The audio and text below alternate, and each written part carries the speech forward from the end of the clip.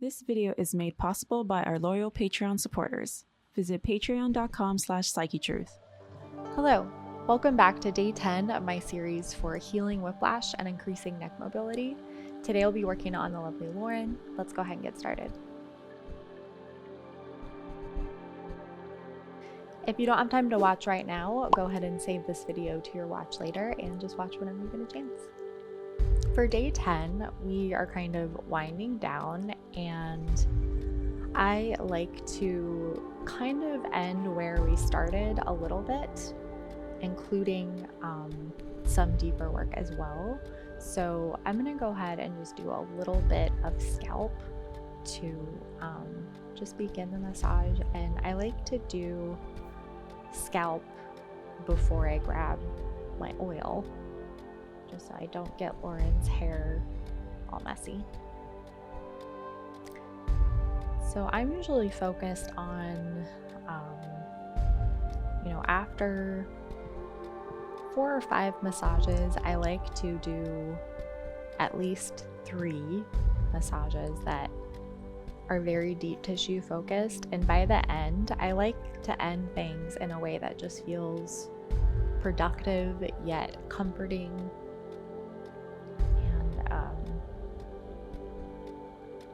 Every case of whiplash is unique and the severity is different. So just in general, I like to pace myself in a way that feels good to my client.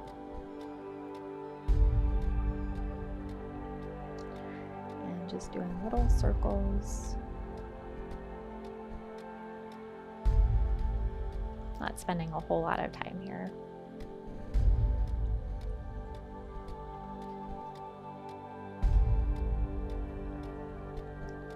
Always for the SEM muscle, it's really good if you can get these jaws to relax, and I've talked a little bit about that in this series.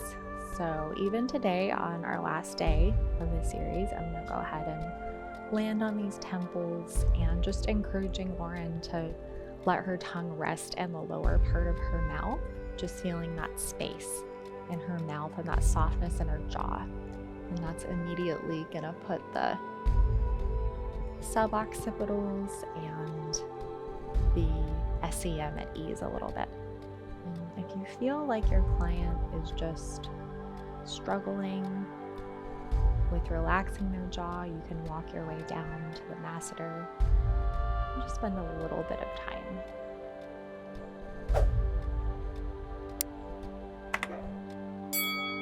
Especially if my client is coming in during their lunch break or whatever and they're wearing a full face of makeup, kind of got to make those hard decisions if they're going to do any work on the face.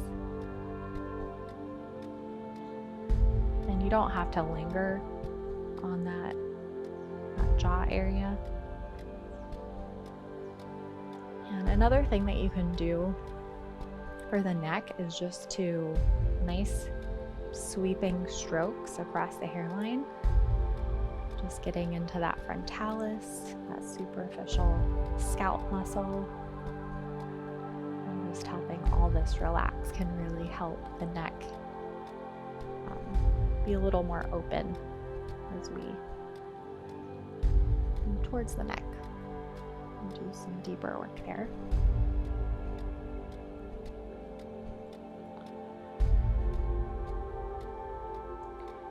And I'm gonna land on this occipital ridge, and I'm just gonna do some compressive circles. And cupping my hands, making sure that Lauren's head is nice and supported.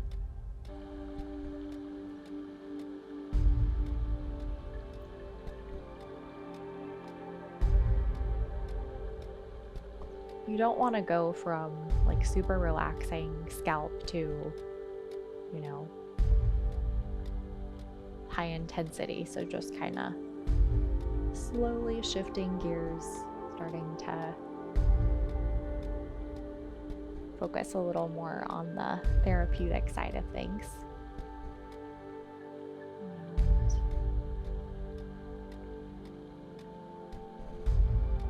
Always making sure that my forearms are resting on the table when I'm doing this kind of work so that I'm not exhausting myself.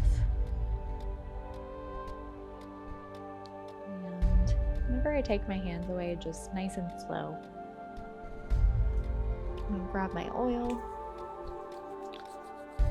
using as little oil as I can to make sure that I get a nice grab on that muscle fiber as I do some deeper work.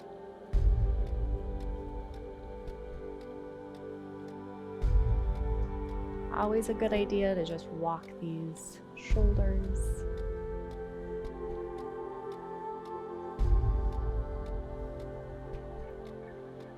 And just sweeping up across that upper trap.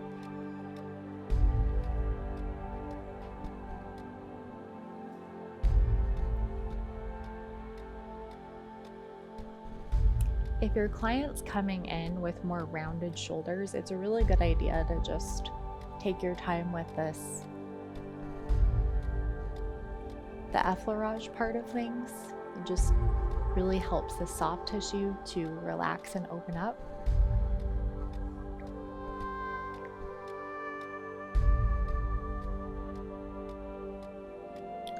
And because this is a series about whiplash, the two muscles that I focused on the most in this series are the SEM and the upper traps. And so I'm gonna really just hone in on this SEM. And by this point, we should have made a good bit of progress, and there should be very little inflammation. So if there is still a lot of inflammation, it's a sign that there might be something more serious going on, a herniated disc, or something that you're going to need to, refer out to a specialist. But most cases of whiplash, massage can do wonders to heal the affected areas. And I'm going to work on this right side today. If you're doing this at home, I would do both sides. And I'm going to land on this mastoid process. And I'm going to apply moderate pressure, just starting to focus in with a little more detail in my work. And the goal here is just to get the SEM to wake up a little bit and not fight getting work done, because of all the muscles in the body, I would say this is one that's the most uncomfortable to have deeper work done on, and the most necessary to have work done when you're going through whiplash. And a lot of, mobility issues in the neck are very connected to this muscle. If you can't turn the head very well, that kind of thing.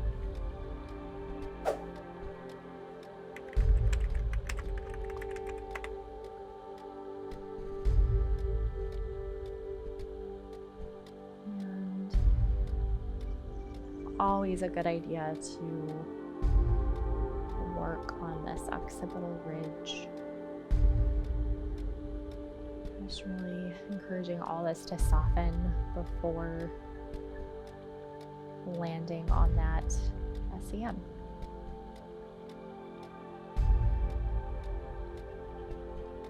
And the great thing about day 9, day 10 is your client should feel pretty familiar with what's going on, and they can kind of trust you a little more and the process a little more of going through the uncomfortableness of deep tissue.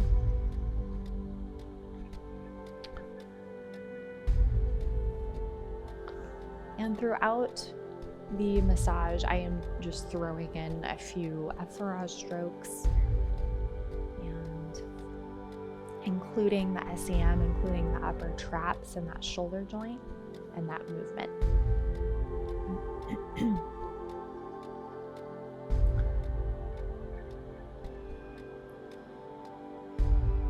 So usually when you're doing deep tissue, you want to see just a really soft sheen on the skin so that you can grab hold of that muscle fiber. If it's super shiny, you're going to have a harder time doing the deeper work without sliding off of the area you're working on. So I'm using a pretty broad surface area here, and I'm just working the soft tissue,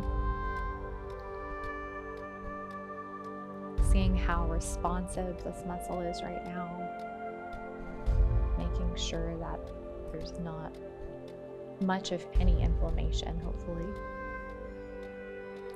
If there is a fair amount of inflammation, then I wouldn't offer a whole lot more pressure than this, even on day 10. Usually, people's progress isn't always linear. Sometimes it's up and down, and that's all very normal.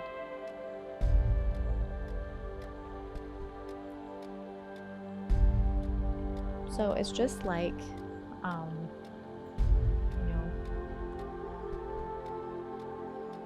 I'm not going from a level 2 pressure to a level 7. So I'm really mindful about just gradually starting to increase the pressure that feels right. I love doing compressive holds along this SEM, but right now I'm just offering a more consistent pressure, and I'm going to go ahead and start with some compressive holds. Lauren is someone who really likes deeper work, so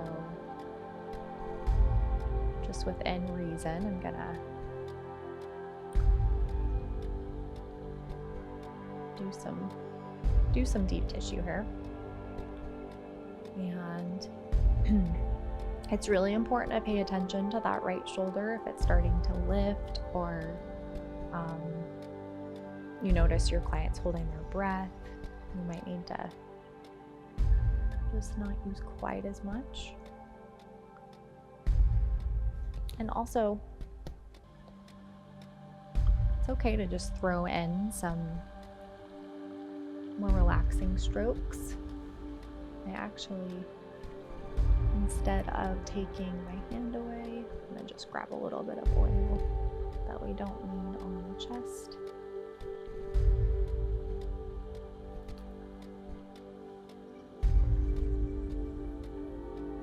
If you notice the shoulder lifting throughout the massage, it's really good to just kind of do some more gentle strokes around that shoulder joint.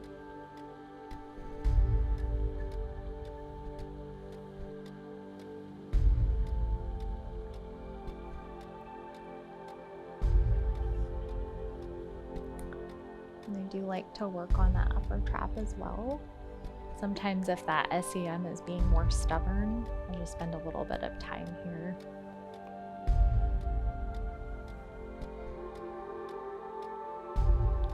And the goal by day 10 is not to have fixed your client. It's just to get your client more into a state of balance and just feeling better.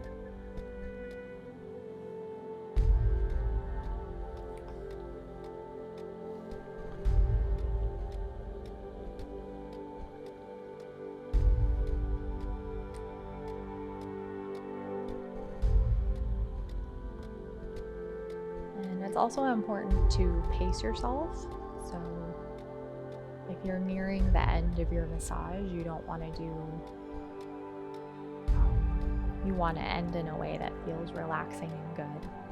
So just fleshing this out a little bit more and calling it good enough for today.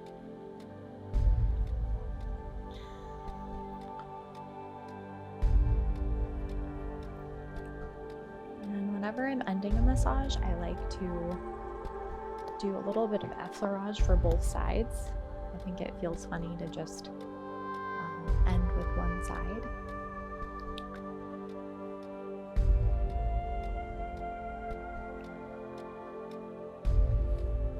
And just walking the shoulders out is always a good idea.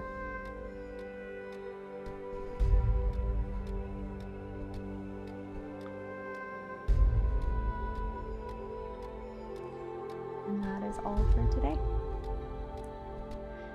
Thank you so much for joining me today. I really hope that you enjoyed this series, and I look forward to seeing you next time.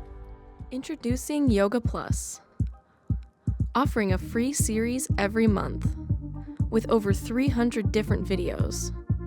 Take control of your health. Work out anytime, anywhere. Yoga Plus. Download now for free.